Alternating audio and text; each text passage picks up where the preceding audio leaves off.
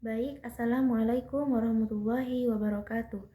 Perkenalkan, nama saya Adinda Mesito Hoirani dengan NIM 22210101092 dari kelas 6 PAI dengan matkul teori belajar dan pembelajaran. Selanjutnya, saya di sini akan membawakan materi tentang permasalahan siswa yang terlambat di sekolah. Baik semuanya, apa ini maksud disiplin? Disiplin merupakan upaya mengendalikan diri dan sikap mental individu atau masyarakat dalam mengembangkan kepatuhan dan ketaatan terhadap peraturan dan tata tertib berdasarkan dorongan dan kesadaran yang muncul dari dalam hatinya. Perilaku ini dapat diterapkan dalam berbagai lingkungan, baik di rumah, di masyarakat, maupun di sekolah. Membicarakan tentang disiplin sekolah tidak bisa dilepaskan dengan persoalan perilaku negatif siswa, baik itu masalah siswa yang sehubungan dengan perilaku kejujuran maupun kejujuran dalam bicara, kejujuran dalam melakukan sesuatu apapun, kehadiran siswa di sekolah, kedisiplinan siswa dalam mentaati tata tertib sekolah.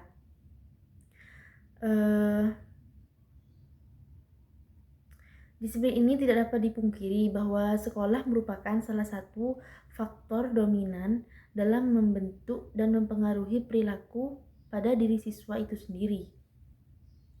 Di sekolah, seorang siswa berinteraksi dengan para guru yang mendidik dan yang mengajarnya. Sikap dan perilaku yang ditampilkan oleh guru ini tentunya akan diikuti kembali oleh siswa tersebut. Pada dasarnya, semua perilaku yang ditampilkan oleh guru ini upaya pendisiplinan siswa di sekolah.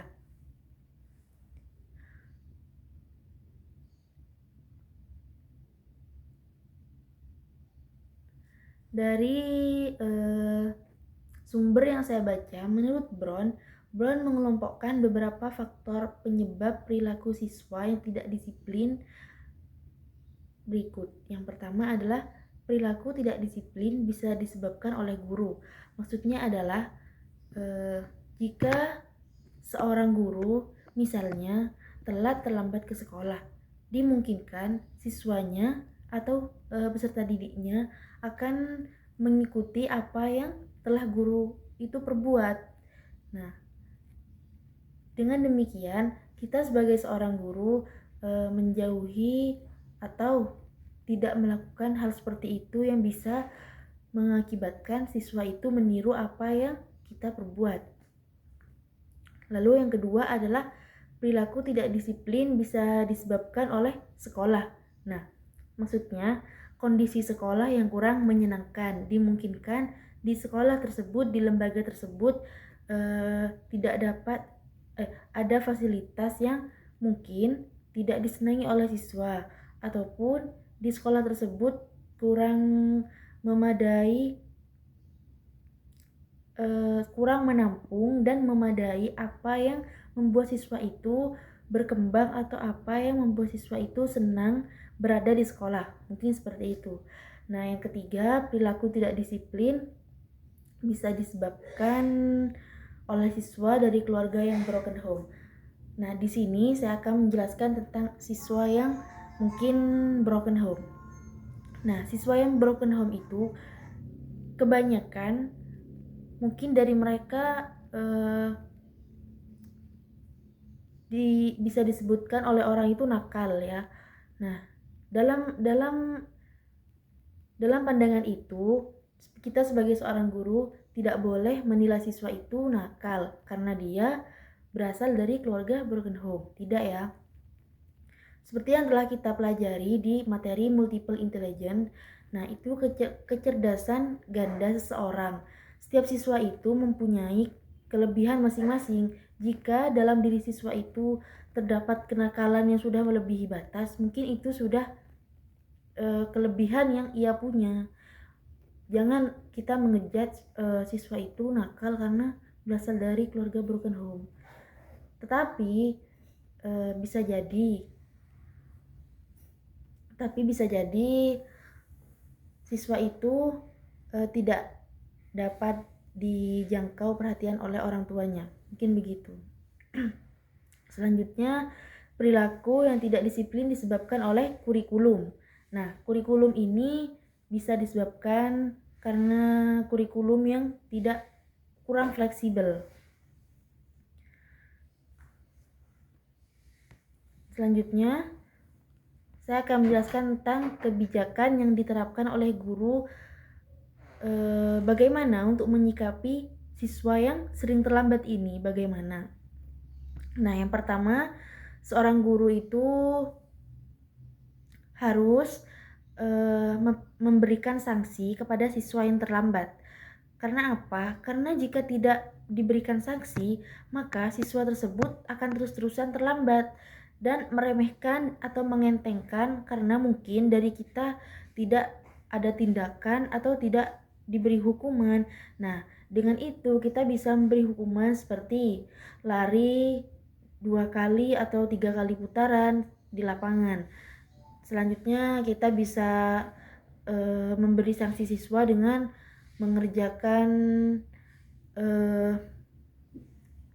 jika kita mengajar matematika, kita bisa memberi sanksi siswa itu dengan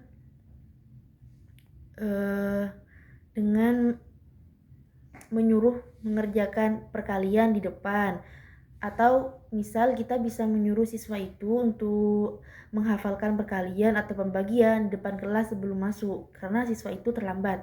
Mungkin bisa begitu. Nah, selanjutnya guru bisa manajemen waktu. Nah, manajemen waktu ini merupakan perencanaan dan pengetatan waktu. Nah, jika waktu dalam kelas tidak di-manage dengan benar, maka semua siswa atau dari dalam diri kita sendiri akan tidak bisa mengontrol. Mungkin seperti itu. Selanjutnya, program layanan bimbingan dan konseling atau BK. Nah, bimbingan ini dapat membantu individu untuk memecahkan masalah pada dirinya. Maksudnya, seperti di SMP. Nah, yang saya tahu di SMP ataupun SMA, peserta didik itu kadang ada ya yang merokok. Itu bagi yang siswa cowok ya, kadang ada yang merokok. Nah, terus tidak memasukkan baju dengan benar atau tidak memakai baju dengan rapi gitu kan.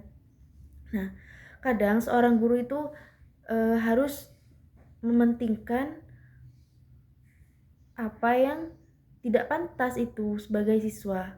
Nah, jadi bimbingan konseling ini sangat penting karena untuk masa depan dan perkembangan peserta didik. Lalu selanjutnya, kebijakan guru memberikan sanksi kepada siswa yang terlambat datang ke sekolah dengan berupa membuang sampah terlebih dahulu sebelum masuk. Mungkin selanjutnya guru membuat manajemen waktu supaya siswa menjadi disiplin dan mengurangi keterlambatan siswa yang masuk ke sekolah.